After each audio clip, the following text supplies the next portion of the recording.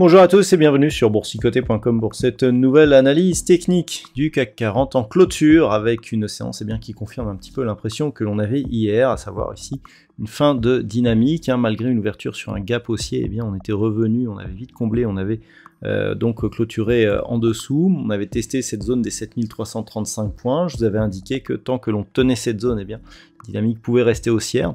Et là, on casse un petit peu cette dynamique, on casse les points bas donc des deux précédentes séances et on s'enfonce, donc suite à un retournement après un plus haut inférieur à celui de la veille pour clôturer sur le plus bas du jour à 7316,70. Le CAC 40 perd ce soir 0,65% par rapport à la clôture de la séance précédente. Donc c'est un petit peu l'impression que l'on avait malgré la hausse. Les statistiques restaient baissières à long terme. On voit ici, on traduit donc la fragilité qu'il y avait dans ce mouvement. Je vous avais indiqué qu'on avait peu de volume. Nous allons voir que les volumes ici sont nettement supérieurs à la moyenne. Au niveau des indicateurs techniques, on a la confirmation, puisque les histogrammes du MACD qui n'avaient pas une très forte amplitude sont déjà en train de se retourner. Donc suite à le premier retournement, suite à un franchissement ici est assez important, il peut traduire en général une dynamique relativement forte. Cela montre que l'on a bien une rupture de cette tendance. Et donc les volumes que je vous indiquais sont 2 fois supérieurs à la moyenne. Ce qui veut dire qu'on a une grosse hausse des volumes sur cette bougie avec donc de nombreux signaux de force, très peu d'ombre et l'intégralité est portée sur la partie supérieure de la bougie, de très gros volumes, une clôture au plus bas. Tout ça sont des éléments qui peuvent nous emmener sur une baisse assez rapide. Si par exemple demain on ouvre sur gap baissier au plus haut du jour, on aura une fenêtre baissière, ce qui est un signal des plus puissants d'un point de vue directionnel. Donc on casse ici la zone des 7335 points.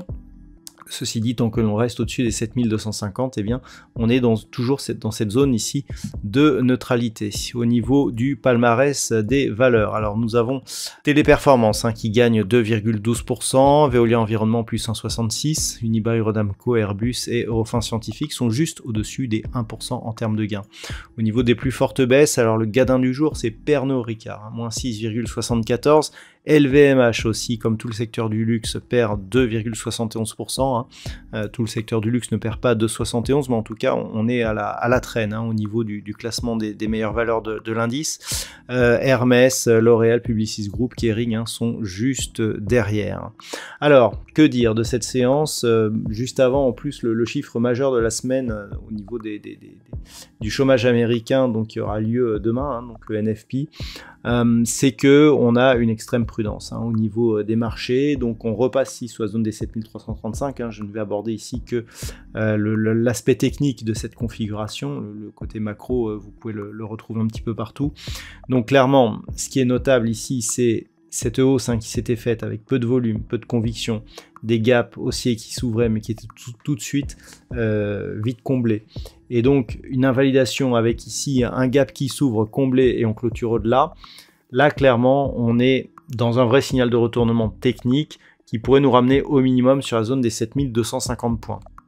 Globalement, tant que l'on est dans cette zone 7250 et même grossièrement 7175, 7380, c'est très neutre pour ne pas dire autre chose. On pourrait même descendre jusqu'à 7090 avant vraiment de déclencher des signaux haussiers.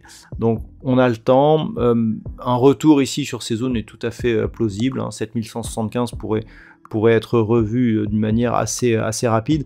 Finalement, ce n'est qu'à la hausse qu'on pourra avoir des surprises, puisque je rappelle les niveaux, donc 7380, dont on attend toujours la confirmation de rupture. On le voit bien aujourd'hui encore, ouverture, on a tenté le franchissement de cette zone et puis on est redescendu. Donc 7380, premier élément, si on parvient, je dirais, à évoluer au-dessus de cette zone d'une manière pérenne. Deuxième élément ici, cette zone intermédiaire à 7440 points. Par exemple, on avait eu ici des plus hauts, donc on avait quelques points hauts systématiques sur des vues intraday. Et c'est surtout la zone des 7500 points qui, en cas de détachement, qui en cas de dépassement haussier, nous commencerait à nous générer des signaux positifs un peu plus puissants. Là, pour l'instant, on avait une neutralité plus légèrement positive.